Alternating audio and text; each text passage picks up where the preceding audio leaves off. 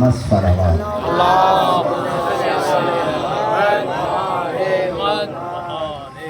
اعوذ باللہ من الشیطان اللعین الرجیم، بسم اللہ الرحمن الرحیم، الحمد للہ رب العالمین، والصلاة والسلام علی اشرف الانبیاء والمرسلین وعلی آلہ طیبین الطاہرین، لا سیما بقیۃ اللہ الاعظم، اما بعد فقد قال اللہ الحکیم فی کتابہ الکریم، بسم اللہ الرحمن الرحیم، وَإِذَا جَاءَتْهُمْ آیَةٌ قَالُوا لَن نُؤْمِنَ حَتَّى نُؤْتَى مِثْلَ مَا أُوتِیَ رُسُلُ اللَّهِ اللَّهُ أَعْلَمُ حَيْثُ يَجْعَلُ رِسَالَتَهُ سَيُصِيبُ الَّذِينَ أَجْرَمُوا صَغَارٌ عِندَ اللَّهِ وَعَذَابٌ شَدِيدٌ بما كانوا يمكرون۔ صلوات علی محمد وعلی محمد۔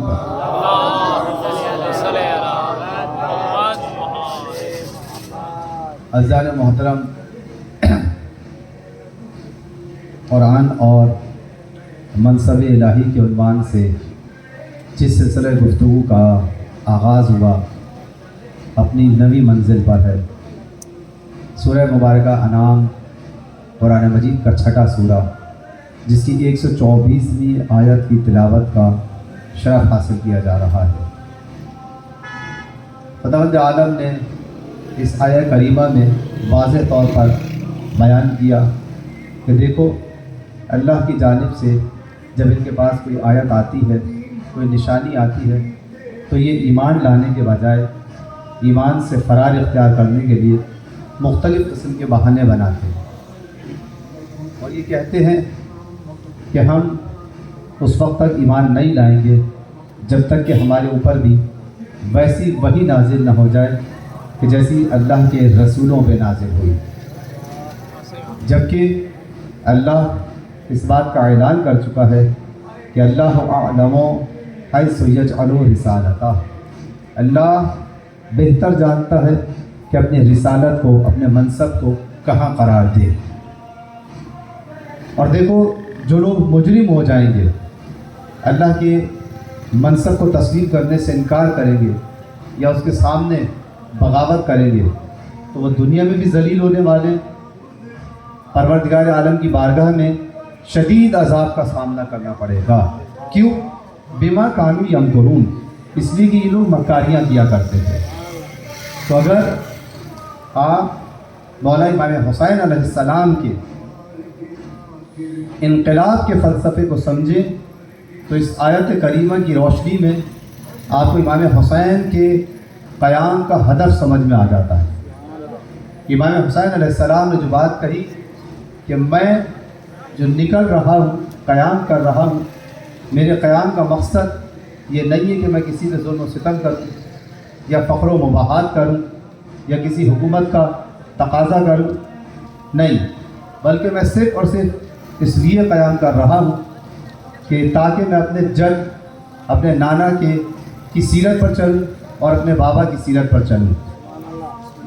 تو خود امام حسین علیہ السلام کے اس کلام سے یہ بات پتہ چل جاتی ہے، واضح ہو جاتی ہے کہ امام علیہ السلام بتانا یہ چاہتے ہیں کہ پروردگار عالم نے جسے صاحب منصب بنایا تھا، اس کے خلاف دنیا نے بغاوت کی ہوئی تھی، اس کے خلاف دنیا نے بغاوت کی، اور امام حسین علیہ السلام اس بات کی ترغیب دلا رہے تھے اور توجہ دلا رہے تھے کہ دیکھو، میں اس لیے قیام کر رہا ہوں، یعنی مطلب یہ ہے کہ اب میرے قیام کا مقصد یہ ہے کہ نہ تو نانا کی سیرت پر عمل ہو رہا ہے، نہ ان کی سیرت پر کوئی پابندی ہو رہی ہے، لوگوں نے دینی معاملات کو مکمل طور پر ترک کر دیا ہے، اور حد یہ ہے کہ اگر کوئی یہ کہنے لگے کہ دین میں کیا تبدیلی ہوئی تھی، تو آپ دیکھیں کہ سب سے بڑھ کر یہ ہے کہ یزید جیسا فاسق و فاسق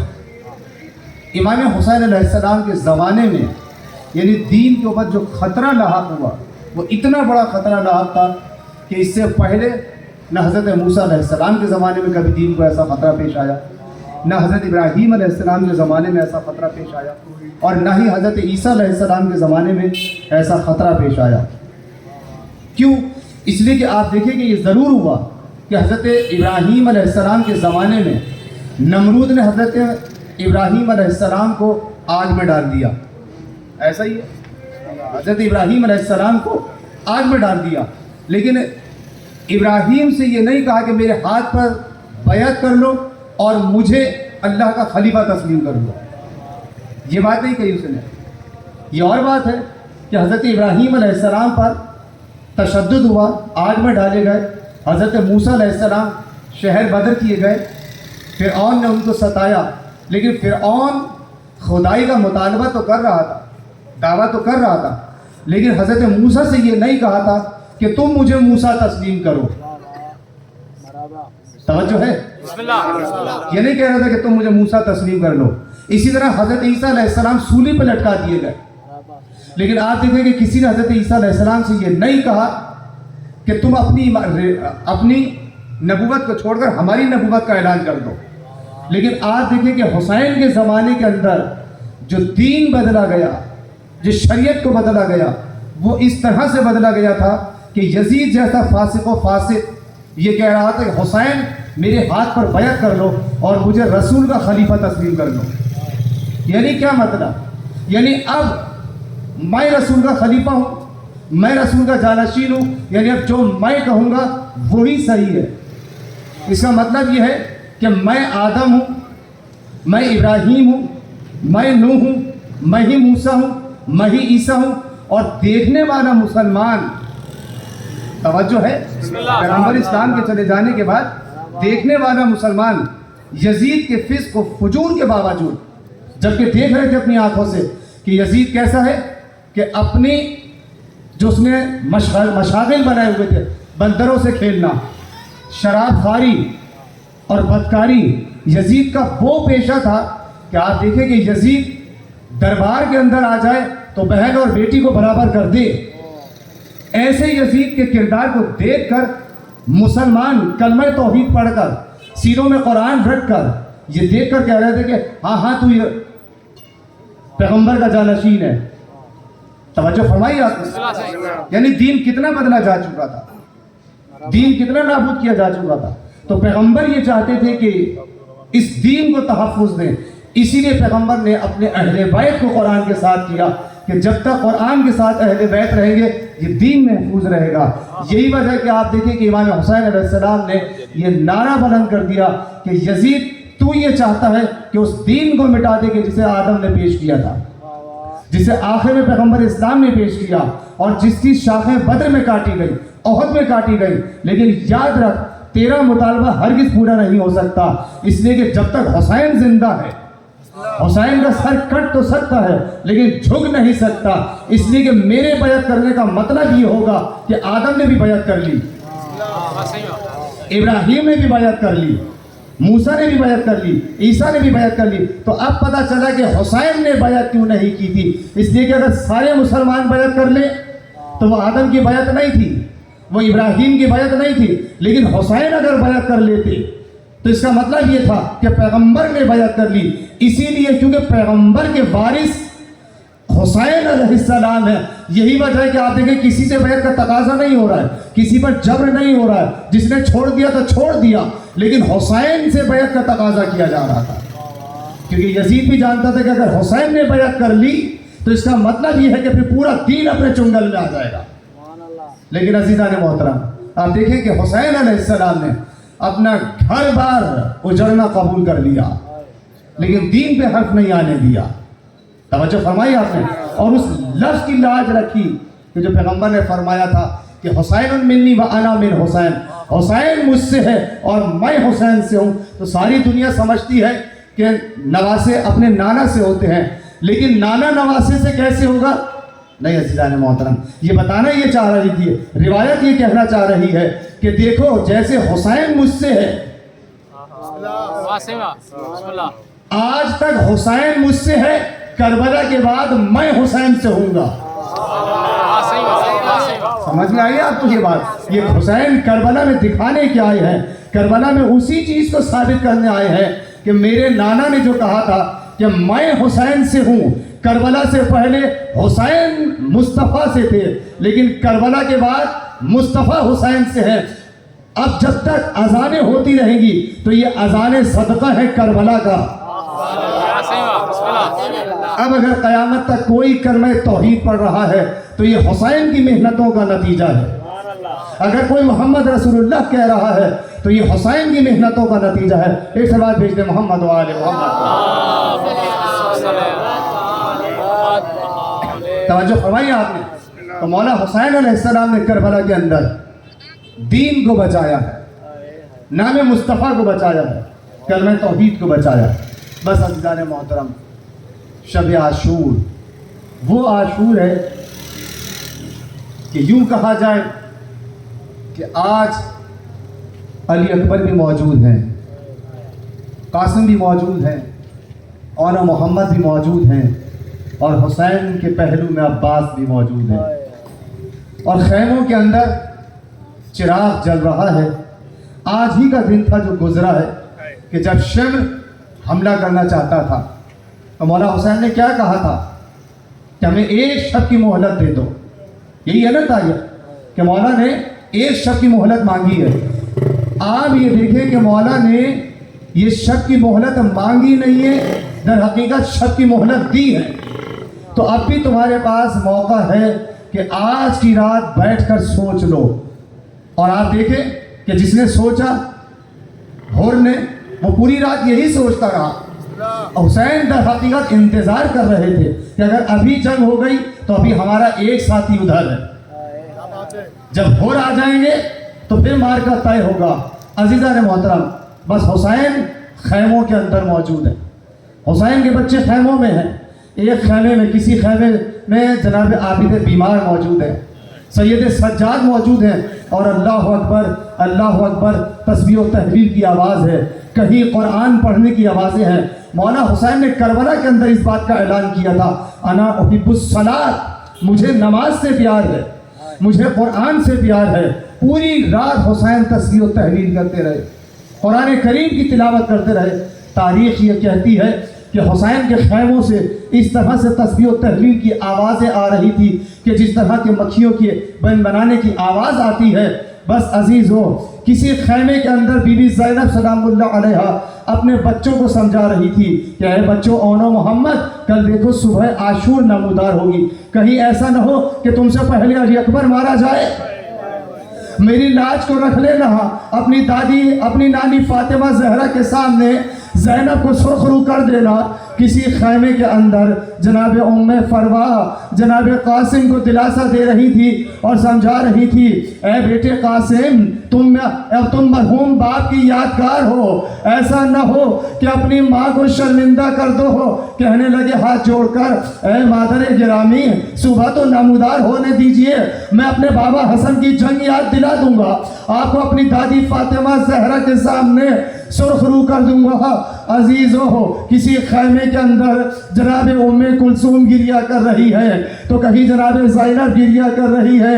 بس اتنے میں سنو گے امام حسین علیہ السلام بڑھتے بڑھتے جناب زینب کے خیمے کے قریب آئے۔ جب خیمے کے قریب آئے تو خیمے کے اندر داخل ہوئے۔ جناب زینب نے اپنے بھائی حسین سے کہا، مولا، اے بھیا حسین، کیا آپ نے اپنے ساتھیوں کو آزما لیا ہے؟ کہیں ایسا تو نہیں ہے؟ میرا دل گھبراتا ہے کہ جس طرح بابا علی کو دو ساتھیوں نے دھوکہ دے دیا تھا، کہیں ایسا تو نہیں کہ بھیا حسن کو بھی جس طرح دھوکہ دے دیا؟ اگر انہوں نے آپ کو دھوکہ دے دیا تو کیا ہوگا؟ بس عزیزو، حبیب ابن مظاہر کے کانوں میں یہ جملے پہنچے تو حبیب گھبرا کر زہیر کے پاس گئے۔ اے زہیر، تم اپنے خیموں میں سکون سے بیٹھے ہو اور ادھر فاطمہ زہرا کی ماں، فاطمہ زہرا کی بیٹی زہرا کی بیٹی زینب عالیہ اس طرح سے تمہارے بارے میں خیال رکھتی ہے۔ عزیزو، زہیر نے تلوار اٹھائی، عباس نے تلوار اٹھائی، عابس شاکری نے تلوار اٹھائی، سارے اصحاب و انصار حسین کے چہنے والے خیمے زینب کے سامنے آ کر کھڑے ہو گئے اور تلواریں ننگی کر کر اپنی گردنوں پر رکھ دی۔ اے بی بی زینب، اے بی بی، آپ اگر کہیں تو ہم اپنی گردنوں کو ابھی اڑا دیتے ہیں۔ بس عزیزو، جب جانثاروں نے یہ جملے کہے نا تو بی بی کو اطمینان ہوا۔ بس عزیزو، حسین آئے اور آنے کے بعد چراغ کو گل کر دیا، چراغ بجھا دیا اور کہنے لگے کہ دیکھو یہ سب کے سب میری جان پر کے دشمن ہیں، تم میں سے جو جانا چاہتا ہے وہ چلا جائے، میں تم سے اپنی بیعت اٹھا لیتا ہوں، تم سے جنت کا وعدہ کرتا ہوں۔ لیکن عزیزو، حسین کے جانثاروں کی جانثاری تو دیکھیے کہ ایک شخص نہ گیا حسین کو چھوڑ کر۔ عباس تڑپ کر کہنے لگے مولا، یہ عباس کی ہزاروں جانیں آپ پہ قربان۔ حبیب کہنے لگے اے مولا، اگر 1000 مرتبہ یہ جان ملے تو فاطمہ زہرا کے لال پر قربان کر دوں گا، فاطمہ زہرا کے لال پر قربان کر دوں گا۔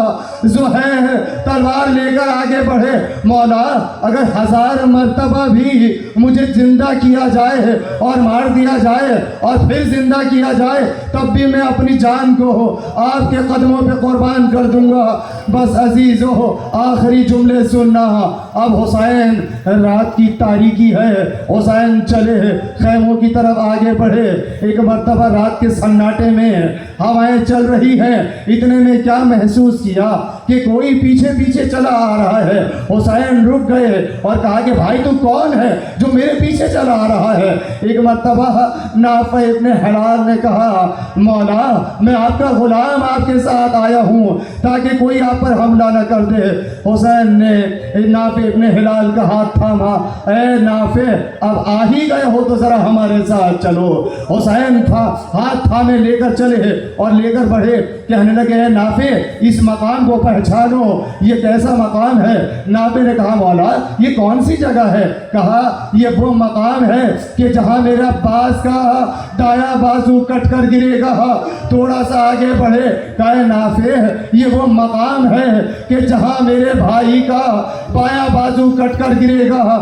تھوڑا سا آگے بڑھے، اے نافع اس مقام کو دیکھو، یہ وہ جگہ ہے کہ جہاں میرے مرحوم بھائی کی نشانی قاسم کا لاشا پامال ہوگا۔ عزیزو، ایک مقام پر پہنچ کر ٹھہرے، کہا نافع اس مقام کو پہچانو، یہ مقام وہ جگہ ہے کہ جہاں حسین اپنے ننھے علی اصغر کو لے کر دشمن اعداء سے پانی کا تقاضا کر رہا ہوگا کہ کوئی میرے بچے کو، ننھے علی اصغر کو پانی پلا دے۔ بس عزیزو، آخری جملہ، ایک مرتبہ نافع کو لے کر بڑھتے بڑھتے اس مقام پر پہنچے کہ جو نشیب میں تھا۔ جب نافع تھوڑا سا آگے بڑھے تو مولا نے کہا کہ اے نافع تھوڑا پیچھے ہو جا۔ کہا مولا یہ کون سا مقام ہے؟ کہا اے نافع تجھے نہیں معلوم؟ ارے یہ وہ مقام ہے جہاں میرا خون بہایا جائے گا۔ ارے جب سے میں مدینے سے نکلا میری ماں فاطمہ زہرا نے بقی کو چھوڑ دیا، اس مقام پر بیٹھی ہے۔ اے میرے لال حسین، میں نے تجھے چکیا پیس پیس کر پالا تھا، میں نے تجھے اس طرح سے پالا تھا۔ اے میرے پیاسے حسین، ماں کی آغوش میں آ جا۔ ماتم حسین۔